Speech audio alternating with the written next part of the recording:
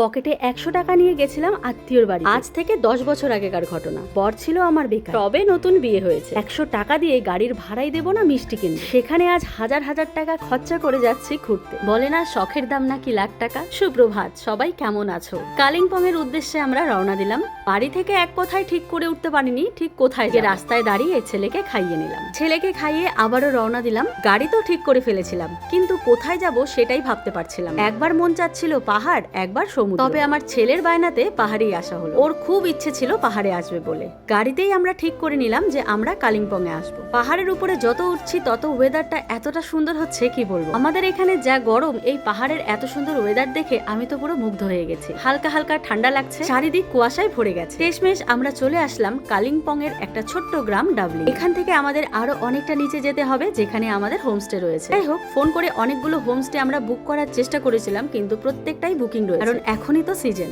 বেশ কয়েকদিন ধরে মনের মধ্যে এমন একটা ঝড় চলছে যে সত্যি আমি কাজে কোনো এনার্জি পাচ্ছি না। তারপরে হুট করে আমার ছেলে দার্জিলিং আসার বায়না করলো। ভাবলাম এটাই সুযোগ, মনটাকেও একটু শান্ত করে আসি আর একটু ঘুরেও আসি। গাড়ি থেকে নেমে অনেকটা নিচে নামার পর ফাইনালি চলে আসলাম আমাদের হোমস্টেতে। আমার ছোট ছেলে তো পুরো পাগল হয়ে গেছে। এটা হচ্ছে পাহাড়ি লিচু, এত টেস্টি খেতে কি বলবো। আমার ছেলেকেও একটুখানি খাওয়ালাম। লোকের কাছে টাকা থাকলে সব কিছু সম্ভব। টাকা থাকলেই দেখবে চাহিদা বাড়ে, টাকা থাকলেই এদিক সেদিক ঘুরতে মন চায়। আজ থেকে 10 বছর আগের ঘটনা বলি। বিয়ের পর যখন আমার ছেলেরা হয়নি, তখন আমার এতটা মন চাইতো যে এদিক সেদিক একটু ঘুরে আসি। কিন্তু টাকার কথা চিন্তা করলে মনে হতো ধুত, পকেটে নেই 1 টাকা, কোথায় যাবো ঘুরতে। সন্ধ্যেবেলা করে 5-10 টাকার কিছু খেতে মন চাইলেও খেতে পারতাম। আর এখন হাজার হাজার টাকার খাবার দেখেও খেতে ইচ্ছে করে। যেমন এই চিকেন বারবিকিউটা আমার একদম ভালো লাগে না। তাহলে কি বুঝলে, টাকা থাকলেই কিন্তু চাহিদা বাড়ে। তবে এই টাকাটা রোজগার করতেও তো হাড় হাড্ডি পচিয়ে ফেলেছি। দিন রাত এক করে দিয়েছি নিজেকে একটা জায়গায় দাঁড় করানোর জন্য। যখন দেখলাম সোশ্যাল মিডিয়ায় ভিডিও করে মানুষ লাখ লাখ টাকা ইনকাম করছে, আমার মধ্যেও সেই চাহিদাটা বেড়ে গেল যে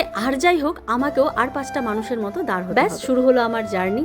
5 বছরের জার্নিতে আজকে আমি এই জায়গায়। খুব একটা বড় জায়গায় পৌঁছাতে পারিনি, তবে ইনকাম করে খেতে পারছি। এর থেকে বড় আনন্দের আর কি বা হতে পারে বলো। টাকা ইনকাম করলে নিজের সমস্ত শখ পূরণ করা। দাঁড়াও দেখো, এদিকে তোমাদের জন্য আজ কিছু 5 পিসের বেডশিট নিয়ে এসেছি, যেটা কিনা বিছানায় পাতার পর প্রত্যেকটা লোক তোমার প্রশংসা করতে বাধ্য। যাচ্ছ 2টো কুশন কভার, পিলো কভার, সাথে বেডশিট। আজকের এই বেডশিটের লিংক আমি কমেন্টে কিন্তু পিন করে রেখেছি। আর যারা ইনস্টা থেকে দেখছো অবশ্যই আমাকে কমেন্ট করো। বেডশিটটা বেশি সুন্দর সেটাও কমেন্টে জানাতে ভুলো না।